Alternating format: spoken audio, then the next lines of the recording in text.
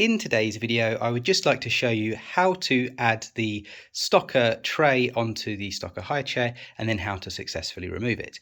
So the best way to do this is if you kind of line it up, so you do need the high chair insert first and foremost. Then what you do is if you kind of line it up, so position it kind of upwards, and then you want to push down on both sides and you'll hear a click. Did you hear that? So now you know it's secured and in place. So now it is attached. Bear in mind I have done this with one hand, so if it's a little bit off, then that's why. But you want to hear that click. Hopefully you saw that. When it comes to removing, if we look underneath, there is a little button.